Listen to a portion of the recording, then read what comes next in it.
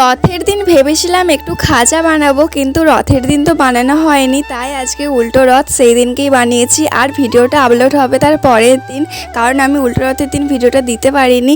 আর এখানে আমি কিভাবে বানাচ্ছি সেটাও তোমাদেরকে শেয়ার করব। তার আগে তোমরা বলো তোমাদের রথ কেমন কাটলো, বা কে কে রথের মেলাতে এই খাজাটা কিনে খেয়েছো। আচ্ছা, তোমাদের কি খাজার কথা মনে হলে পুরীর কথা মনে পড়ে? এটা অবশ্যই কমেন্টে জানিও, কারণ আমার কিন্তু খাজার কথা হলেই কিন্তু পুরীর কথা মনে পড়ে। চলো আমি এবার তোমাদেরকে প্রসেসটা বলে দিই। এখানে আমি নিয়ে নিয়েছিলাম 2 কাপ ময়দাটাকে ময়ান করে নিয়েছি ঘি দিয়ে ভালো করে ময়ান করার পর এখানে অল্প অল্প জল দিয়ে আমি ভালো করে ময়দাটা মেখে নিয়েছি।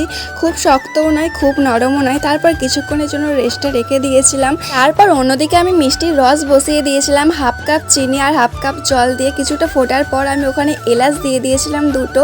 তারপর তোমরা বুঝতেই পারবে মিষ্টির রসটা কখন হয়ে এসেছে। তারপর আমি নামিয়ে দিয়েছিলাম। ওইদিকে মিষ্টির রসটা হতে হতে আমি ময়দার 4টে গোল্লা কর্নফ্লাওয়ার পাউডার দিয়ে ভালো করে বেলে নিয়েছি। তারপর ঘি আর কর্নফ্লাওয়ারকে একটার ওপর একটা দিয়ে ভালো করে দেখতে পেলে মুড়ে নিয়েছি। সবগুলোকে একসাথে ভালো করে মুড়ে নেওয়ার পর আমাকে আবার পিস পিস করে কেটে নিতে হয়েছে। কেটে নেওয়ার পর আবার একটু বেলে নিতে হবে। তারপর গরম ঘিয়েতে ছেড়ে মিষ্টির রসে ডুবিয়ে নিলেই হয়ে যাবে আমাদের খাজা। চলো আজকের মতো টাটা।